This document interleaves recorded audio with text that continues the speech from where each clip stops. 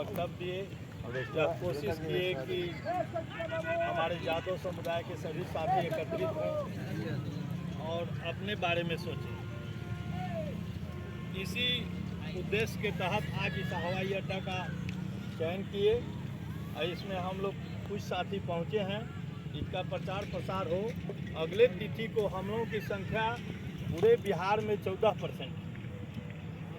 दूसरे की सभा की शोभा बढ़ाने के लिए 1 बोतल दारू पर हम लोग चले जाते हैं।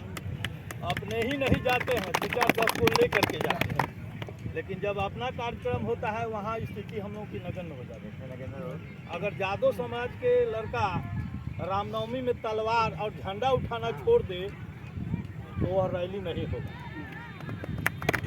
उसमें पेप्सी के बोतल में दारू पिला करके और ठंडा धरा करके पूरे गांव दिन भर घुमाया जाता है।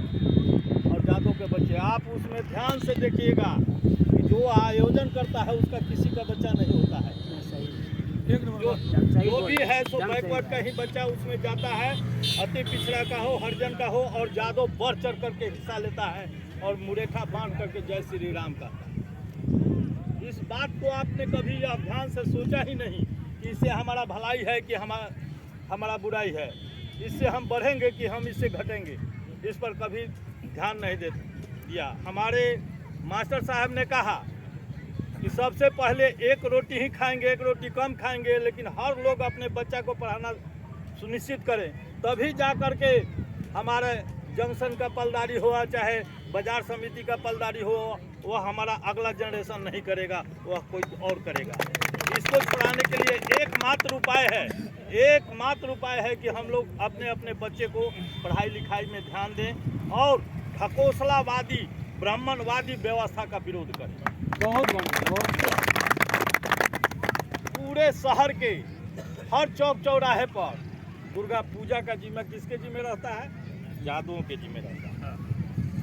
1 महीना उनका लड़का सब पढ़ाई लिखाई सब छोड़ करके घरे घरे जा करके चंदा सूखता है और 9 दिन में उसका असला हुआ सब पैसा लेकर के पंडित चला जाता है। दुर्गा जी के पूजा करने से आपको क्या मिला? उसका बेटा वहाँ विदेश में रहता है, उसका बेटा दिल्ली में रहता है, वह कोचिंग करता है, आपसे पैसा वसूलवा करके, आपसे ये करा करके और आप ही का पैसा ले करके अपना घर चलाता है, अपने बच्चे को पढ़ने के लिए भेजता है।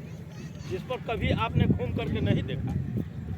इसलिए अपने तमाम भाइयों से यह प्रचार प्रसार कीजिए और अगले बैठक में हम लोग की संख्या 14% है। उस हिसाब से कम हम लोग को यहाँ 1000-2000 लोगों की संख्या जुटाने का काम कीजिए और सब लोग मिलकर के यह संकल्प लीजिए।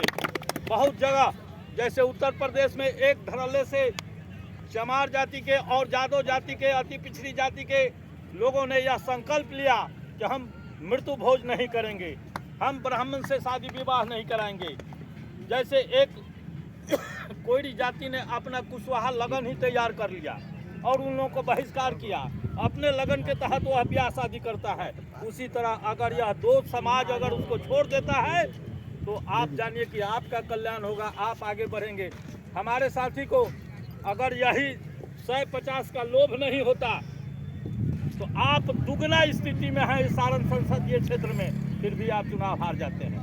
आप ही के लोग, आप ही के हर बूथ पर 10-20 लड़का को फोड़ करके और पैसा दे करके आपका वहाँ नतमस्तक करा दिया जाता है। इस बात को हम लोग नहीं समझ पाते हैं। इसलिए हम लोग अपने विचार में बदलाव लाएं, ब्राह्मणवादी व्यवस्था का विरोध करें और अपने बाल बच्चा के पढ़ाई लिखाई पर इस पर हम लोग ध्यान दें। एक उदाहरण के तौर पर